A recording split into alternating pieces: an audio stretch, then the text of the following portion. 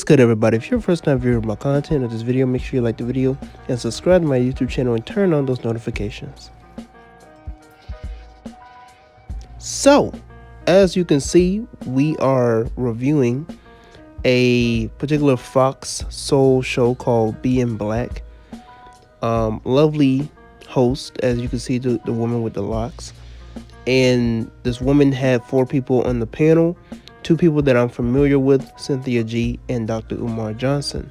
Shout out to Dr. Umar Johnson for holding it down for the black men. If you haven't seen this conversation go on, I will have this video linked in the description box below.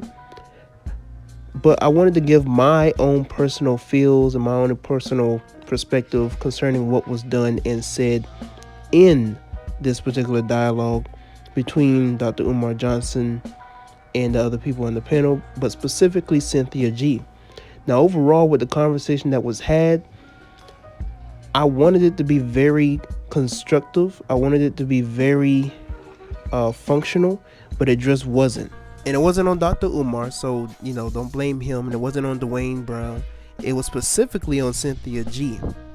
And, you have other people on the panel, and, Dr. Umar Johnson, if you've seen the video, and we're going to see a couple of clips just so that you can get kind of the feels of what was going on in this conversation.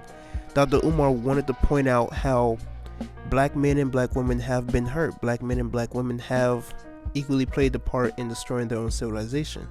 But each time that he tried to point it back to that particular issue and, having a actual constructive conversation, he always had Cynthia G coming out of the blue trying to reiterate that it was black men's fault that we're under so-called oppression, that it's black men's fault that we're at a disadvantage.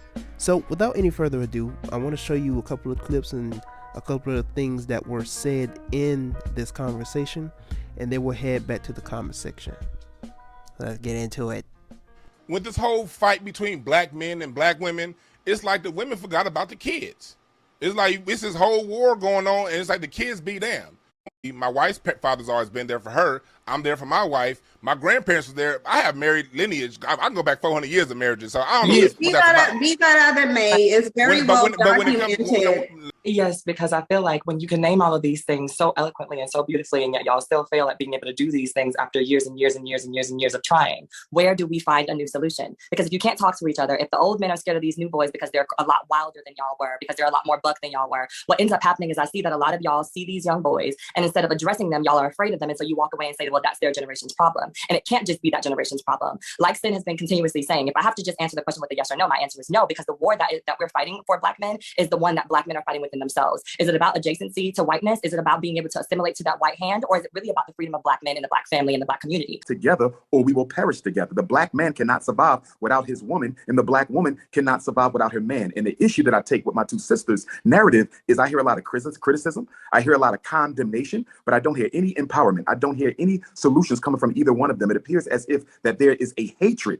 towards black men by those sisters. Even when they said, why are we going back to 1960? Let's stay in 2022. That is so immature and irresponsible of a statement. As a psychologist, when a client comes into my office, the first thing I perform is a history on their depression, a history on their suicide, a history on their anxiety. When you go see the medical doctor, he performs a history. When you go buy a home, they perform a history. When you go purchase an automobile, they perform a history on that automobile. But when we talk about the problems that affect black males, we're supposed to look at it in a vacuum. We're not supposed to put it in a historical context. And with that being said, the language and the narrative that's coming out of the mouth of these 2 beautiful black women is one that I think the white power structure would endorse, because it totally absolves them of any responsibility for the hell black men catch in this country.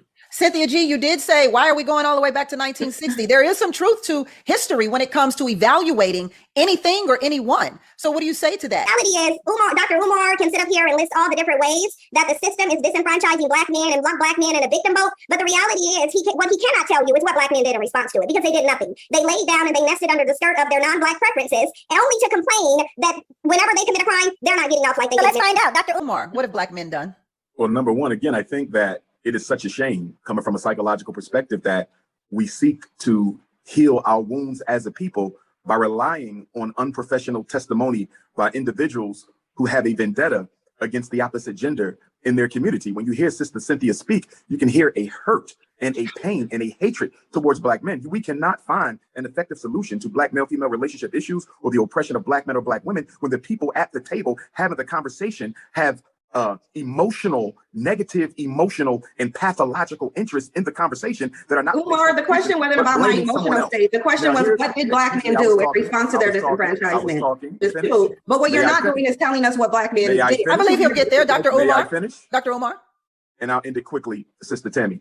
According to Mrs. Cynthia G., Dr. King was assassinated because he was doing nothing. Malcolm X was assassinated because he was doing nothing. Medgar Evers was assassinated because he was doing nothing. Fred Hampton was assassinated because he was doing nothing. That narrative that Black men have done nothing to fight back against systemic oppression, not only against ourselves, but against our women, our children, our elders, and our community is absolutely ridiculous. The cemetery is filled with Black men, names we know and names we don't know, who gave their life for the freedom, liberation, and emancipation of African people. How can you disrespect the history of so many Black men, past and present, who continue to fight? I'm sitting in a school right now that we built with all Black money, 4 buildings that we're going to educate Black men. And it's not easy to solve our problems because there's always Black people in your very same community who's fighting against what you're trying to do to help it. But in addition to that, the white power structure is always waving its wand of oppression to try to sabotage anything we do. I think that the analysis of our women is too overly simplistic, and in being such, it is dishonest.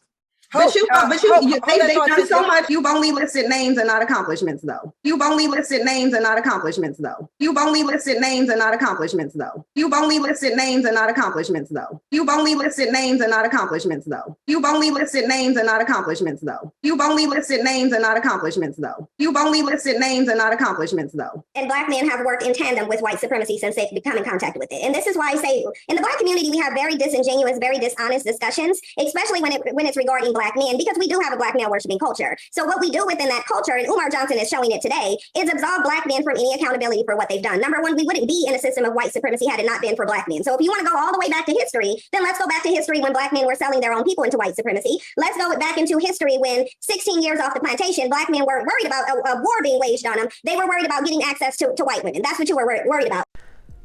Okay, so that was a sum up of the conversation that they basically had. If you want to see, the different dialogues between the things that, Cynthia G said and the things that Dr. Umar said, like I said, I have the video linked in the description box below.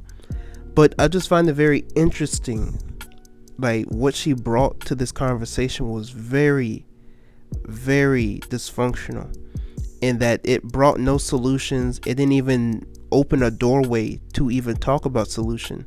And something that Dr. Umar even said in the panel or in the conversation that I didn't put in this video was that, if you hear the dialogue, if you hear the dialect and the way that this woman speaks, she talks about everything.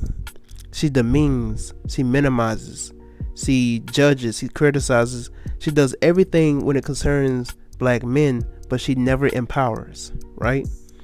Not one time do you hear throughout the whole panel, if you go on her page, not one time do you ever hear her talk about Black men in a positive manner, in an empowering manner. She doesn't empower or inspire or motivate men to be better men. She doesn't encourage or pat good men on the back, the men who are actually doing stuff out there. She only points the finger at the men who aren't doing anything. She only points the finger at the males who are dysfunctional or who are serving a disadvantage to what we call as the so-called Black community.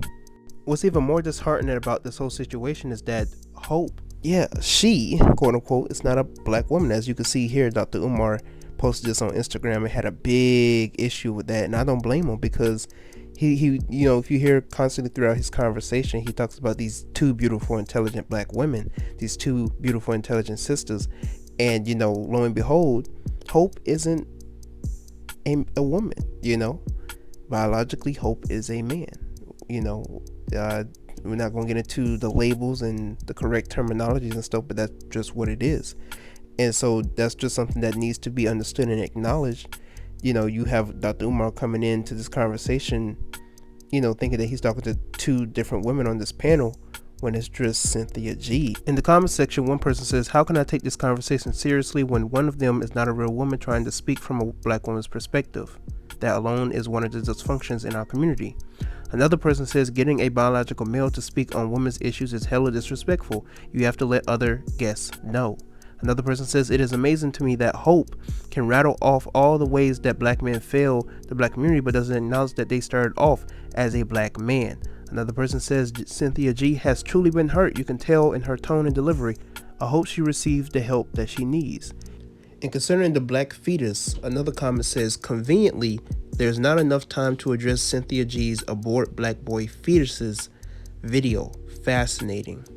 And I have to agree with that because it it kind of really shows the agenda behind these women on these panels, on this Fox Soul so-called dream being black type of hoopla, whatever the case is.